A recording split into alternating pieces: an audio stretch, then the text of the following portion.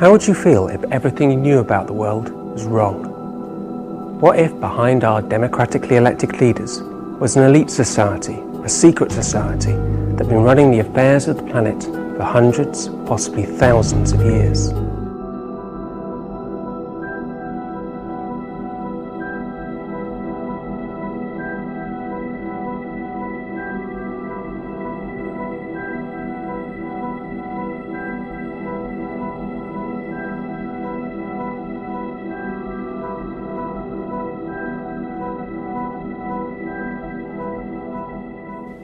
It is a common belief that the pursuit and control of money is the key to power.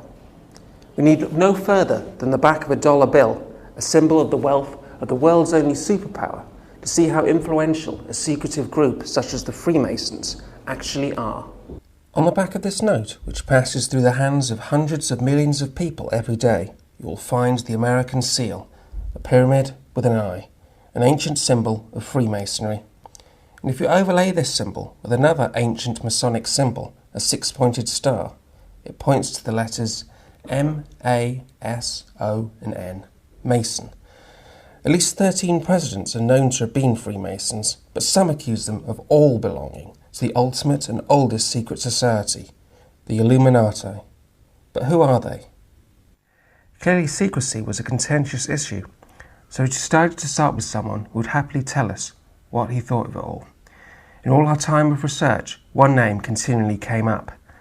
David Ickee is considered a leading voice in the conspiracy world, and we decided to travel to his home on the Isle of Wight to see what he had to say. Hello there, is that David Ickee? Oh, hello there, right, it's Dan Tranter, the guy from Sunderland. Right there, I'm in Ryde now, yeah, we're by the golf course where it says that tree field. This was the first time that we'd spoken to David. Until now, contact had been through email or answer phone messages. That's right, yeah. Yes, it is. Aha! The man. Yeah, that's a good question. Just ask him if we can park. Okay. All right then, man. All right, man. Nice to meet you. All right, go around the corner. Yeah. Into the parking space here, and hopefully one of the two visitors will be open. All right. Okay. Cheers, man. People need to know some of the background of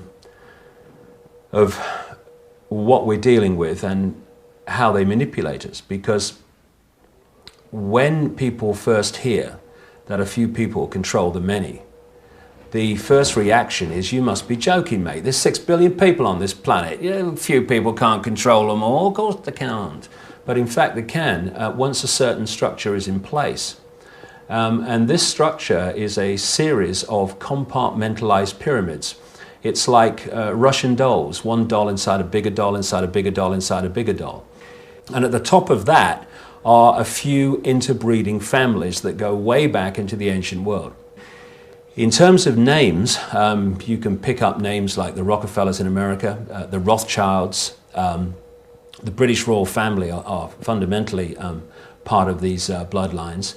The Bush family in America is big time part of this. This is why I was able to predict publicly 3 years before he came to office, illegally albeit, that George W. Bush would be the next president of the United States, because presidents are not elected by ballot. He certainly wasn't. They are selected by blood. It's all about bloodline. The trouble people would have with this argument is that we live in a democracy, and we can vote in people who we want to do for us. Okay, let me give you an example. Last election, George Bush and Al Gore were both representatives of the Illuminati, this network of interbreeding families. Maybe it's just me, maybe I'm not very bright, but where's the democratic choice there for the American people? You see... So how have you linked Gore, and is Gore part of this family bloodline as well? Of course, yeah. Don't ask me, ask Burke's Peerage. We were keen to ask David about the Bilderberg Group, a highly secretive but very influential organisation that meets annually in a secret location amid high security. I asked him if he could shed any light on this group. The Bilderberg Group is an example of how the Illuminati have organizations which are like cement. They hold together or bring together, apparently, in the public arena, unconnected people and unconnected organizations. So a typical Bilderberg meeting will have financiers, people from NATO, people from the governments of Europe in the various departments. It will have media owners like Conrad Black and people like that. It will have representatives of intelligence agencies and what have you. And so it is a place where apparently unconnected people and organizations can meet, and a common theme can be manipulated and advanced. We found what David Icke said about the Bilderberg Group and its interbreeding family is fascinating. So we took his advice and went to London to speak to Burke's Peerage. Now I'm off to see Charles Moseley, who's Director-in-Chief at Burke's Peerage. And we're going to see what he has to say about the supposed links between the presidents and the European royal family.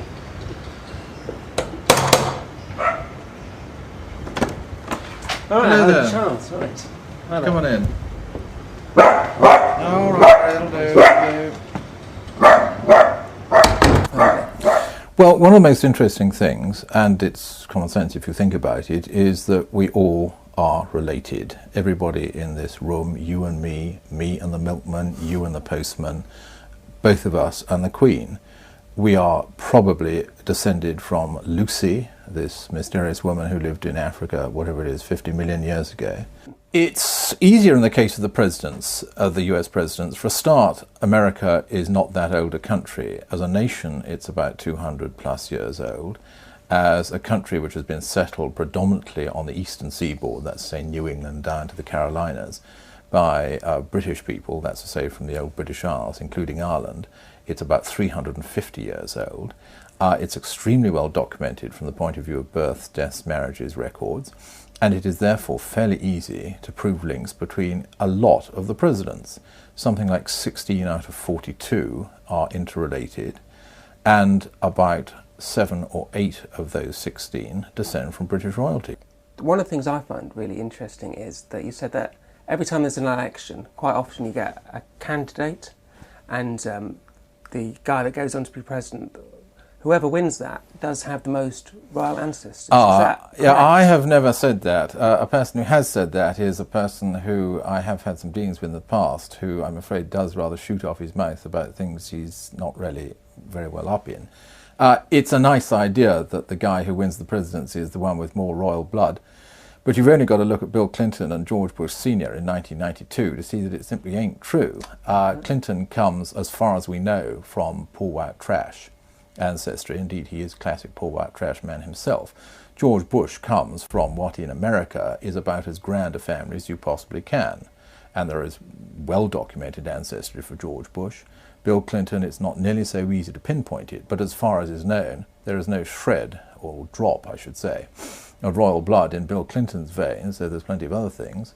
And George Bush is a patrician, but George Bush lost the 1992 election. Because I actually saw it on the Burke's Peerage website. Yes, you did. I saw it associated with your name. Yes, I know. This is the trouble. It's a complicated business. Burke's Peerage, the right to the term Burke's Peerage, is still owned by this rather unsatisfactory character. Are you going to name him? Yes, his name is Harold Brooks Baker. All right.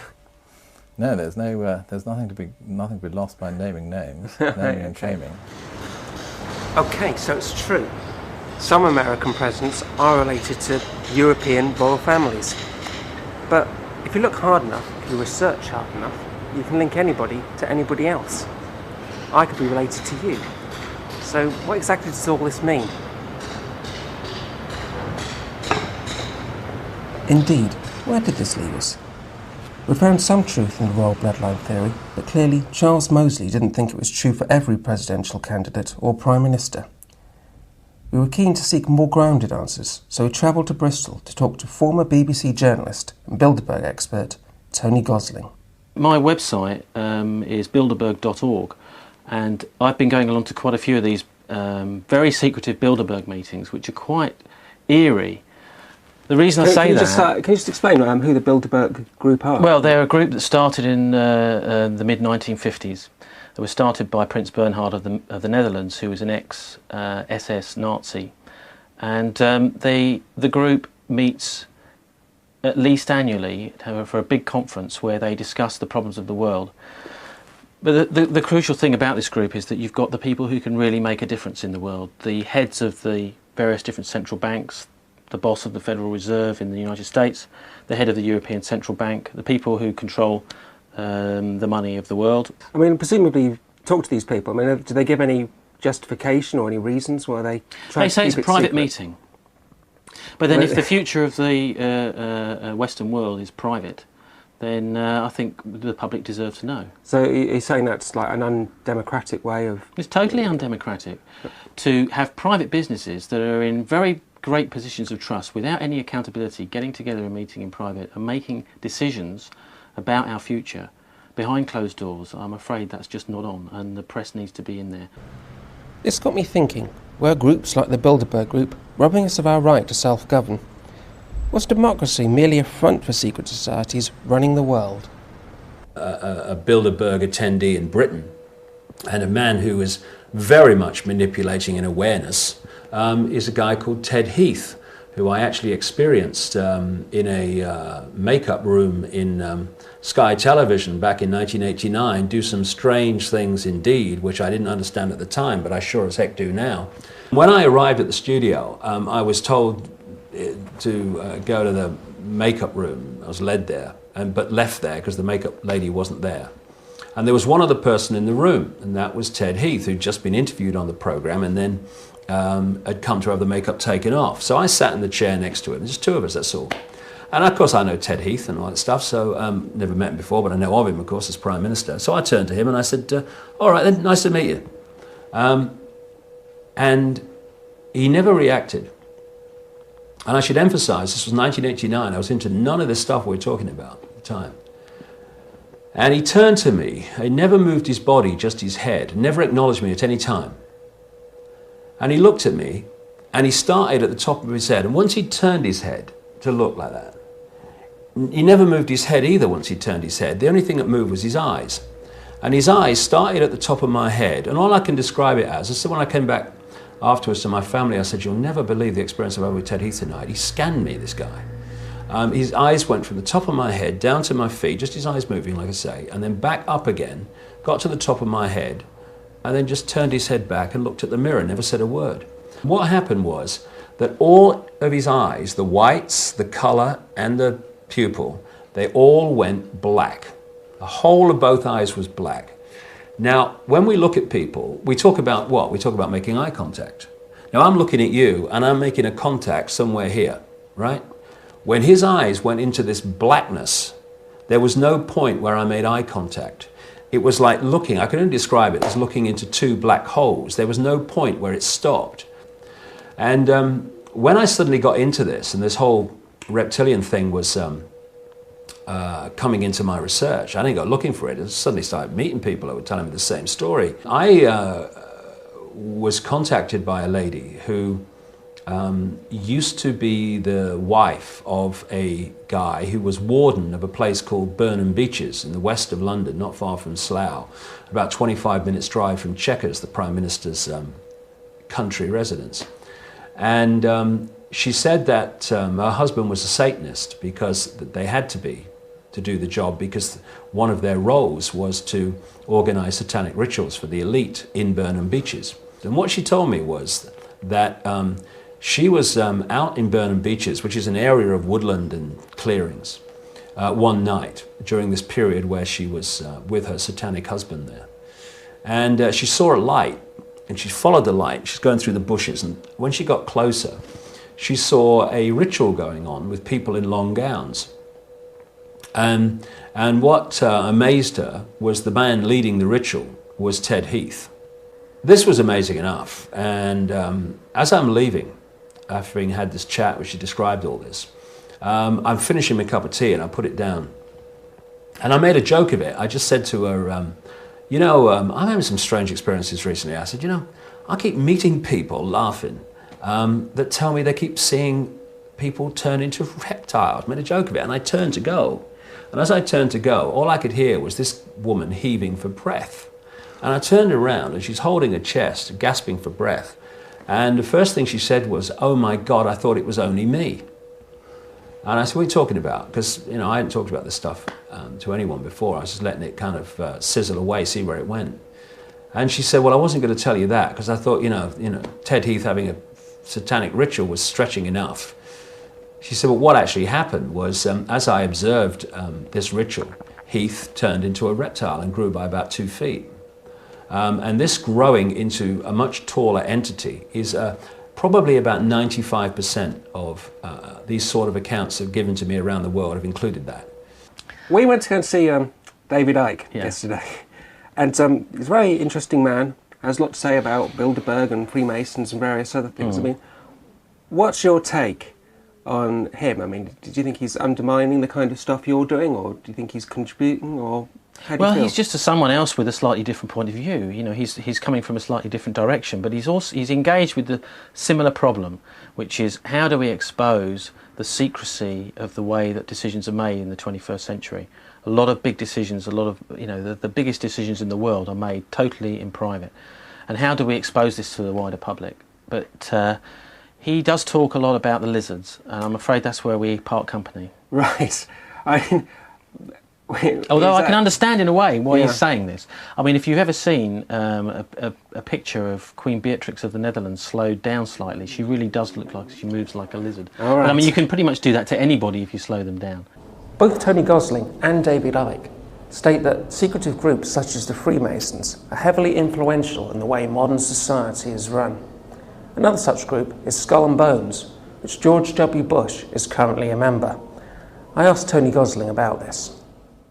It involves a sort of ritual death in a coffin in order to join the Skull and Bones. And the thing that's a little bit worrying about that is that you've got not only George W. Bush, but you've got his father, the ex-head of the Central Intelligence Agency and ex-president, the other George Bush, and Prescott Bush, his granddad, was also in the Skull and Bones. And it's a very elitist society at the most prestigious of the Ivy League universities in the States. And again, surrounded by complete secrecy. Very little or nothing is known about what goes on at the Skull and Bones Club, apart from some of the rituals that they use have been leaked out.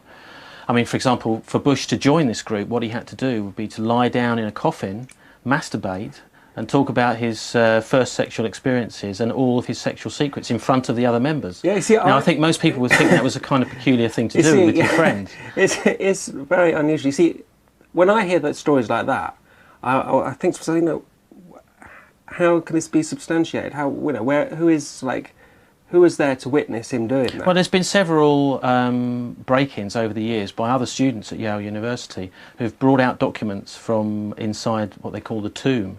It's actually on the campus of Yale University, a mausoleum, which is the headquarters of the Skull and Bones.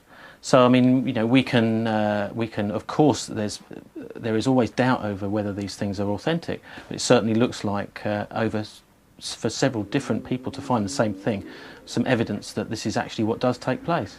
As we left Tony Gosling's office, we considered what we had learnt on our journey through the murky underworld of lizards, conspiracy theories and ancient royal bloodlines. We were certain there was indeed something going on behind the scenes. Members of the World Bank, presidents and prime ministers were and are attending secret meetings. But does this mean that an interbreeding race of shape-shifting lizards are secretly controlling us and manipulating us? Well, perhaps not. But it shows that if we care and choose to do something about it, maybe we could do more about the way our world is run and who runs it.